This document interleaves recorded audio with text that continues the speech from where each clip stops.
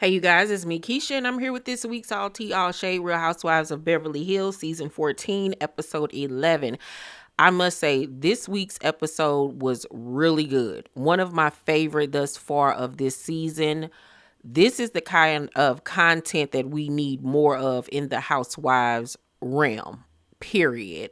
We need more of these familial stories, issues, stuff that hits home and resonates with people. I mean, we all love the shade, we all love the drama, the accusations, the funny moments, but it's these moments that really pulls back the curtain on these housewives, and we get to see them in a totally different light and understand why they tick the way that they do. And this episode really hit home for me, because I have a very strenuous relationship with my own mother, much like Sutton. RHOBH and my mama could be sisters. So I get RHOBH a lot. And I know I saw in the comment section last week, a lot of you were saying that RHOBH is racist and all of this stuff. RHOBH's not racist. RHOBH just comes from a totally different time and era where you're blunt. You don't really mince words, feelings, and all of that stuff that we have been more expressive of in our generation with our own children. They didn't grow up like that. If Reba's racist, my mama racist. You know what I'm saying? She just comes from a different era. And when you're 82 years old, you don't give a damn who you offend, okay? It ain't got nothing to do with racism when it comes to Reba, because anybody can get it, as you can see, and as we saw on this week's episode. But we start off the episode with Sutton telling Garcelle and Kyle that no, my bad. So Kyle comes in from a run, and her and Reba are in the kitchen talking, and Reba opens up to Kyle about how she was her father's favorite growing up. He taught her to be the strong, confident, kind of rough around the edges woman that she is. And Kyle was like, "What sign are you?" And she was like, "I'm a Cancer." And she was like, "I'm not like other Cancers." She was like, "I'm not a nurturer." And I was like, at least you are aware. You're very much not a nurturer. But it explains a lot. It doesn't have anything to do with racism or anything. She just has a very hard exterior. She really honestly does. And interior. You know what I'm saying? That is a tough cookie right there. It's going to take a lot for that woman to break. And when she does break, she does it in privacy. She's not the type of woman that's going to break down and cry and have an emotional spiel in front of other people. She was raised in an era where you do that shit in the privacy of your bedroom with a pillow over your face and you scream into it, or you wait and have a breakdown when the kids go to sleep in the bathroom. You know what I'm saying? That's the type of woman Reba is. You will never see her have a emotional breakdown. It's just not gonna happen. She's not the lovey-dovey type of mom. Let's go in the kitchen and bake cookies, dear, and let's brush each other's hair. That's just not her. It's not her at all. And although, speaking from my own mother-daughter relationship, my mother, to an extent, was very girly, and we did have a lot of bonding moments growing up. But my mother also is the type where we don't hug each other. No, like, that's awkward. That's the reason why I'm not a very huggy person when it comes to friends and stuff. My friends can count on their hand how many times I probably hugged them. It's awkward as hell for me. It's uncomfortable. The only person that I am open to, like, just hugging on is my son, because I wanted him to have that nurturing part of a relationship between a mother and son that I didn't necessarily have with my parents, not just my mother, my parents in general. You know what I'm saying? So I understand where Sutton comes from, because there was a time when I yearned to have those types of relationships with my parents, until I got to the age and to a point in my life where I realized that, good, bad, or indifferent, your parents are who they are. And we grow up thinking that our parents are these perfect people with no flaws. And when we get hurt by them, it's honestly one of the worst hurts that I think a person can honestly deal with. And it's so disappointing, because they're our heroes growing up. And the older we get, the more flawed we see that they are. And depending on your relationship with your parents or whatever, it can be a very daunting thing to go through. And I know that it was for me. But the older that I got, and me having my own child, I realized that they were doing the best that they could with the tools that they were given, you know. And the older I got, it and learned more about who my mother was outside of being a mom and just as a woman, it totally changed my mindset on who she is as a person, and why she acts the way that she does, and why she raised me the way that she did, and why some of her faults are the reason why she is the way that she is. You know, her relationship with her mother was strenuous. You know what I'm saying? So it's all like a cycle until somebody decides to break it. And I was the one that decided to break it with my own child. Me and Kyrese are two peas in a pod. I'm so happy that I raised a young man that knows that he can come and talk to me about anything, any and everything. That's my literal best friend. You know what I'm saying? And we have a bond like no other. And I would have wished to have that with with my parents growing up, but I didn't. I now have that relationship with my father. You know, I go to him and talk to him about anything now, you know, because we're grown. You know what I'm saying? And he respects me, and he's made me feel secure to come to him and talk to him about anything. And I'm a grown old ass woman now at this point. But I'm happy that I have that. I done went on a whole different tangent. Let me get back into this review. But Ivy, Sutton's assistant, comes and tells Reba that they're about to have brunch, you know, outside on the lanai, like the Golden Girls, and she should go and change. She was like, no, I'm not changing. And he was like, you know, it's supposed to be, you know, a vibe pretty much. And she was like, no, I'm gonna keep on what I got on. Like, I ain't changing my clothes. Like, no, I'm not doing that. And he should have known better. Old folks ain't about to be going changing. She 82.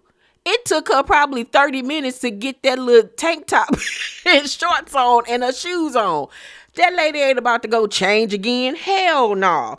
But baby, she was working Ivy's nerves, okay? Working his nerves. He asked her if she wanted a drink. She said, what you got? He listed this, that, and the third. I don't want that. Then, when he did fix her a drink, I don't like that ice. Ivy had it. He threw that ice back in that ice. Baby, me and Reba would be like two peas in a pot. I live for Reba, honey. I would have a good time with Reba, because you got to dish it to her. That's how you get her respect.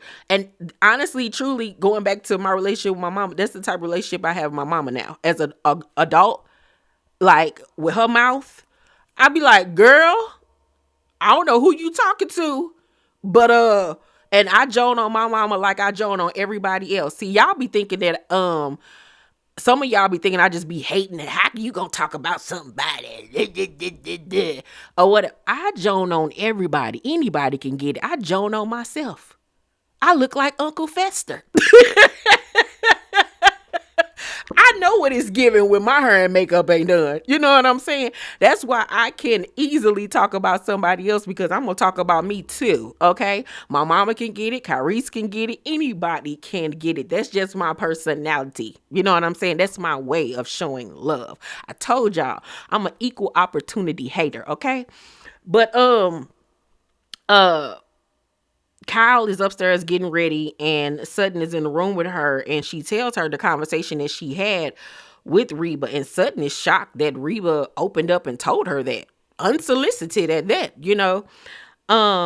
So we learn in Sutton's confessional that her father suffered from chronic depression. He was really depressed. He was on all of these medications, and he would take this pill because that one wasn't fixing this, and that one he was heavily medicated. He went into, I guess, like a mental hospital twice. And just imagine him being doped up on this medication, and then he was self-medicating with alcohol as well, which is horrible because you can't mix all of that medication with alcohol. And she reveals that he unalived himself in 2002. And it just brought tears to my eyes. I felt so bad for Sutton. I really honestly did. I really did. Because you can tell how close she was with her father and how much she loves her father. And it just brought me back to 2 years ago when my father pretty much almost died. And it was the craziest summer ever. This was summer of 2023, and I was going back and forth to the hospital every day for like, 3 weeks? 3 weeks, and still maintained filming and everything else that I had going on. I let y'all know a little bit, but not a lot at that time. But I literally had to watch my father learn how to feed himself, walk again. I had to watch him, learn how to bathe himself, go to the bathroom all over again. Like, he had to start all over again. You know what I'm saying? And with a man like my father, who is so strong and so prideful, he hated every minute of not being in control of his own body. So I can only imagine how I would feel if my father was gone. You know what I'm saying? Because we are so close. So it made me tear up to see how affected Sutton was and still is to this day. So I think it was Garcelle or Kyle it was Garcelle. Garcelle comes down, and she was like, "I'm surprised you're still working." And Reba was like, "Yeah, I'm about to quit like in a few months or whatever." And Garcelle was like, "Why?" She said, "Because I'm 82." And she's a psychiatrist. And I know y'all were thinking, this lady is a psychiatrist and is this mean and surly. And what's so funny is I've come across a lot of psychiatrists that are so flawed and in real life. You know what I'm saying? It's like they can help everybody else, but they don't recognize the flaws within themselves. And if they do, they feel like, it's just me, deal with it. So Garcelle and Reba go outside, and she decides that this is the moment she's going to talk to Reba about Sutton's feelings. So Garcelle says, Sutton would just love to hear you say that you're proud of her and that you love her too. And Reba says, "I don't think that's any of your business." With that good old Southern drawl. And I was like, yeah, Garcelle, you done did it. I don't know what Garcelle was thinking when she thought she was about to have a heart-to-heart with this woman. If she don't have a heart-to-heart with her own daughter, what makes you think she gonna have a heart-to-heart with you? You know what I'm saying? And the thing is, I know that Garcelle was coming from a good place. I get it.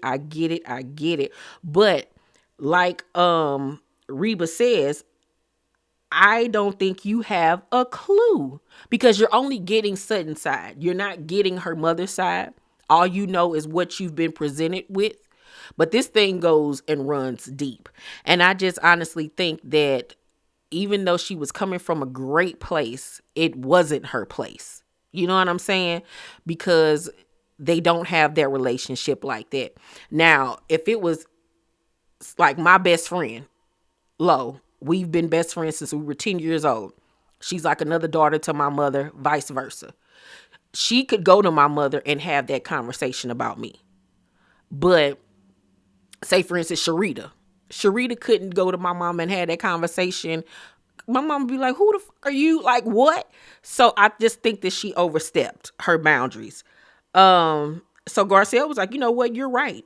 I didn't grow up with her. I didn't live with you guys. She said, I was just coming from a caring friend. And Reba said, oh, you were? You were giving me a message? Is that it? And Garcelle says, maybe I am. So right then and there, Reba was clocked in that, oh, Sutton had you come talk to me. Okay. All right. Now I get it. So Garcelle in her confessional said, you know what? I know why their relationship is the way that it is. She says Sutton had a relationship with her dad that she didn't have with her mother. I think it was some jealousy there. I don't think that's the case at all.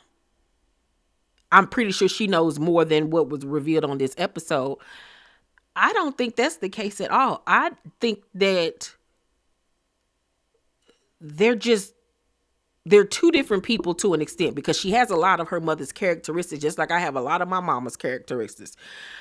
But I think that this is who Reba is. I don't think it has anything to do with her being jealous of the relationship that Sutton had with her dad or whatever. I think honestly, truly, maybe a part of his depression or other feelings, could have stemmed from the marriage was probably making him sad, because with the way that Reba act, you can kind of think that they would have had like this very cut and dry relationship. It wasn't lovey-dovey. He probably didn't feel like he could go to Reba and talk about his demons and his depression and stuff like that. She probably was the type that would tell him to suck it up. You know what I'm saying? So I think that probably played a part in him depending on alcohol to help with the depression.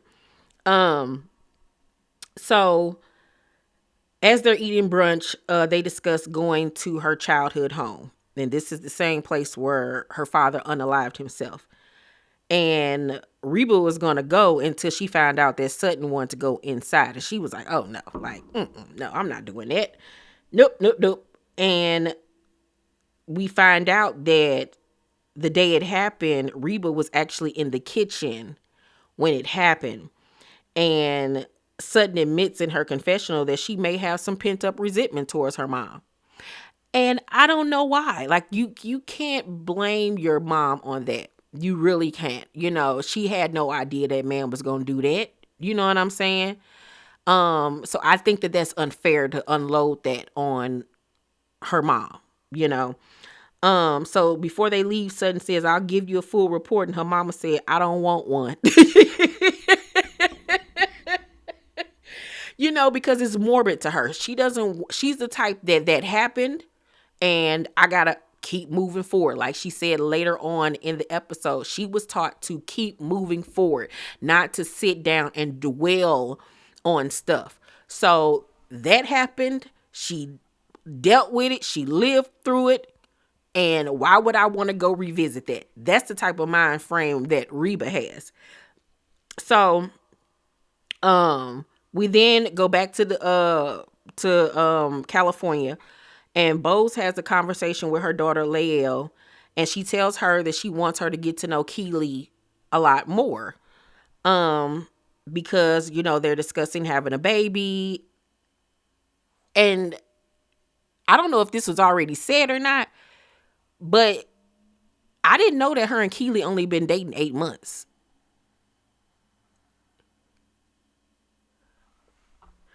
Now, I'm looking at Bose like, you got all the advice in the world for Dorit about her stuff, and you over here acting like a damn fool too. Why are you sitting up here having a conversation with this man about having kids after 8 months of dating? And this seemed like this has been a topic that's been on the table for quite some time. Like, what are you do? You barely know this man. You barely know him. Huh? What? What do you do? If you want to have a baby that bad, have one on your own. It ain't like you need the money. But to be having this conversation, and then you said on top of that, on, what was it, last week's episode, you made it clear that before a baby comes, you want to be married. How you talking about doing all this with somebody you just met 8 months ago? Yeah, he's successful. He got a coin, but that don't mean you don't know how he ticky boom boom. He could be going through financial issues and you wouldn't know it, and he get over there and you marry him and he try to take your money. Girl, we see how these men be doing nowadays. Bose is what I Googled her net worth. Now, you can take that with a grain of salt, but it says she was worth like $30 million. Girl, you crazy. I'm looking at her like you can't give nobody else no advice about nothing moving forward. And it's starting to look like you one of them women that's real smart when it comes to business, but when it comes to your love life, you're an idiot. You're an idiot, okay? You're an idiot because you had already revealed that the relationship before this, you got scammed, but then you rushing to have a baby. Okay. Anywho. But she asked her daughter how she would feel about her having another child. And Lael was very mature about the situation and says, I'm going away to school. And I want you to share that bond with somebody else. Basically saying to her, I want you to give all the love and confidence and support that you gave to me to somebody else, because there is a child that is deserving of that, which was really sweet. And I love their relationship that they have with one another. So Sutton and Garcelle and Kyle go to her childhood home, and the owners open up the house to her. They were very gracious and lovely. Like they was going to say no. That lady was like, oh my God, the housewives are coming to my house. She probably told all her neighbors and everything. Like she was ready, honey. The house was cleaned up and everything. So, Sutton is very nervous, as she should be. That house holds a lot of memories.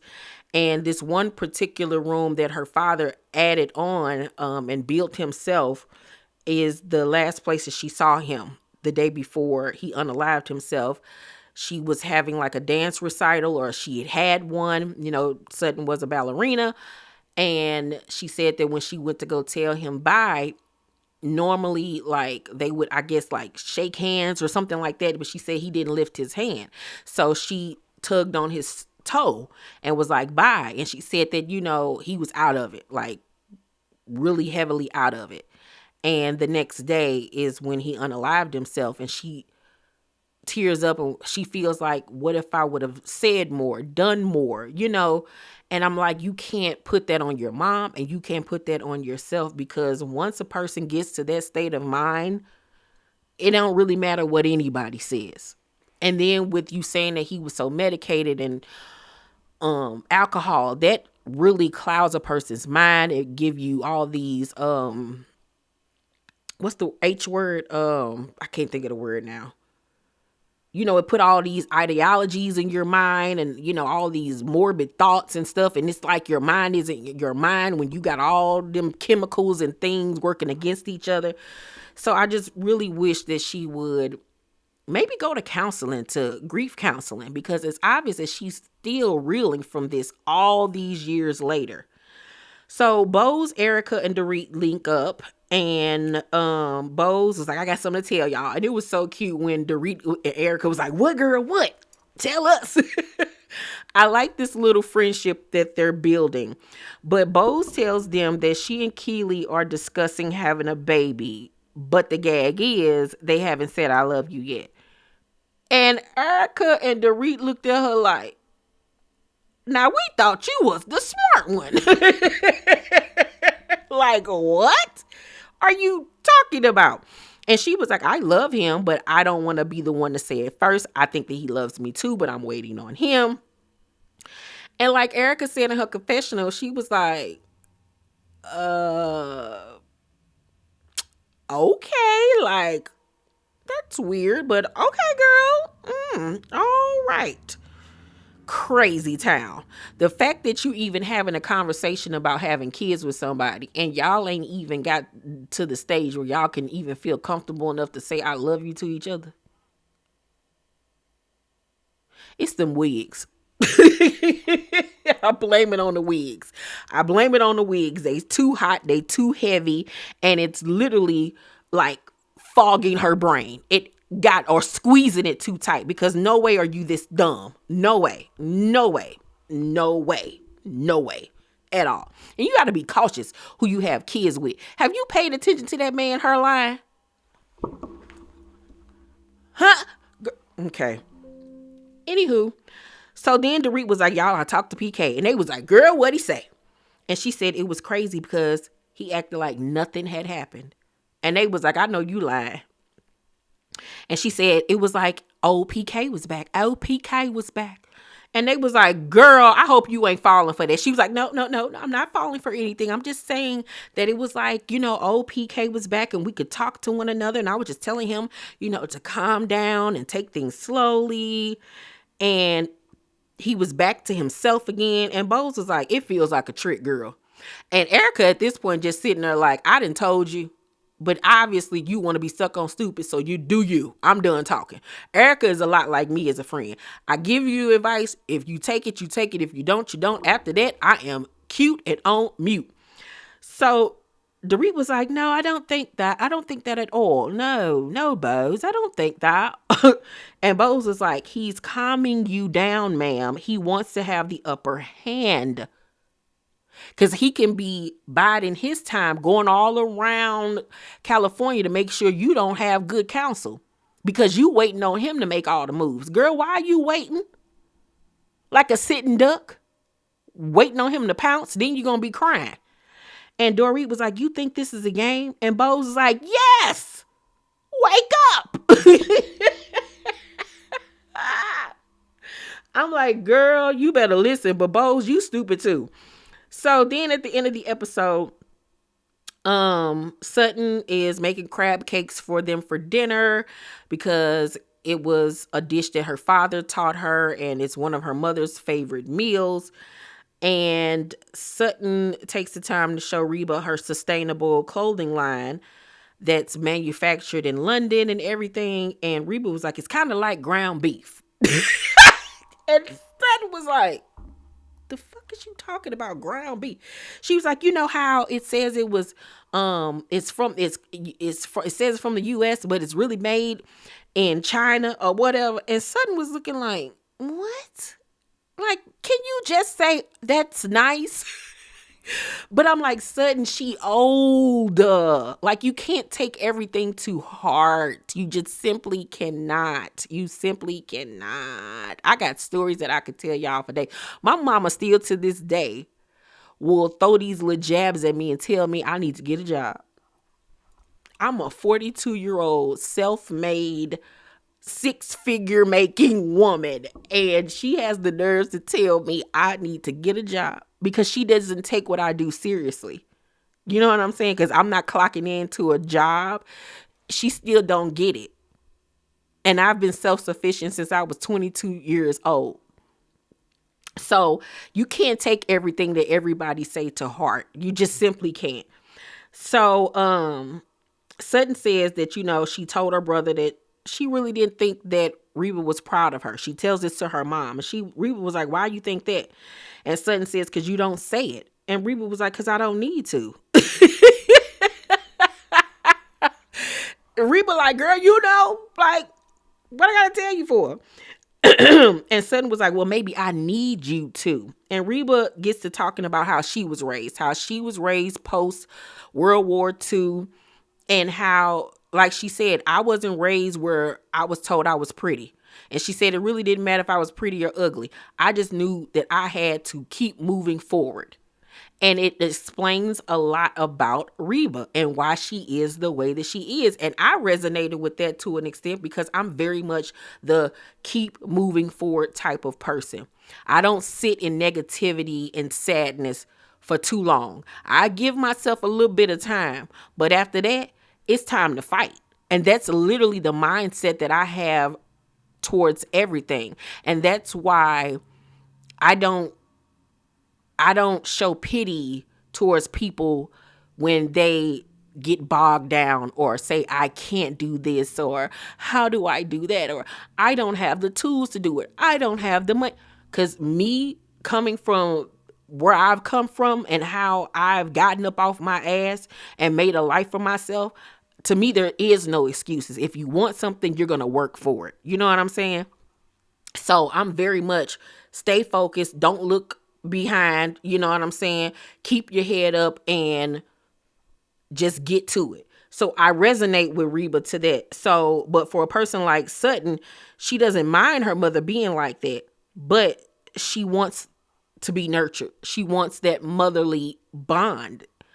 And she doesn't realize that her bond with her mother isn't going to look like the cookie cutter motherly bond that we grew up seeing on Leave It to Beaver. That's just not their relationship. That's just not my relationship with my mother. And it took me years to finally get that. The relationship that we have where we joke and we play with each other. And now I am her caretaker. I literally am like mama and she's my daughter now. Once I got rid of all of that other stuff, the relationship that we have now doesn't mentally drain me because I don't allow it to. It doesn't emotionally hurt me anymore because I get it now. You know what I'm saying? You have to accept your parents for who they are and where they are in life. And the things that you don't like about them, don't repeat it. Don't repeat it. That's how you win. That's how you win. But you also don't let anybody mistreat you as well. Just because you're the child doesn't mean that you can't set boundaries and tell people what you will and will not tolerate. Period. So, Sutton says, you know, it would be great if she came to her fashion show, even though she doesn't like to travel. And this is Reba showing her love. I love to travel. I can do that. That's her way of showing she cares. And Sutton was like, oh, wow. You know, if you came, that would mean the world to me. And then Reba was Reba. I just don't want to sleep in that one room because all that water was getting on my nerves. That's just how they are. And Sutton was like, I just want us to do better. And Reba says, we can. Sutton hugs her mother. And her mother hugs her back. And as she's letting go, the mama go like this. She's like, what? She's like, your hair was in my way. That's her way of love, okay? But what really tickled me was when Sutton went to go tell everybody to come eat. Baby, they scattered like roaches because they had been sitting there ear hustling the whole time. And Sutton called them, child. That was so funny to me, okay? I love this episode. As you can see, this is a 32-minute long review, but it really touched home for me. And hopefully the things that I talked about and revealed in this week's review touches somebody else and maybe gives you hope or some sense of that you're not alone. It's not just you, you know, and maybe my advice will help somebody, hopefully, prayfully. But I'm going to give this week's episode of Beverly Hills and A. I really, truly enjoyed it. And next week's episode look like it's going to be lit. Next week's episode is really going to solidify and draw the line in the sand on what I feel about bows. Because I've already been coming to a conclusion, but I think next week is going to tie it all up in a bow. And so I think I'll be able to give y'all my 100% view of bows. But yeah, y'all let me know down below in the comment section what y'all thought about this week's episode. Please make sure to thumbs up this video, subscribe to my channel, and turn on your post notifications so you know my videos drop. I love you guys, and I'll see you on the next one. Bye.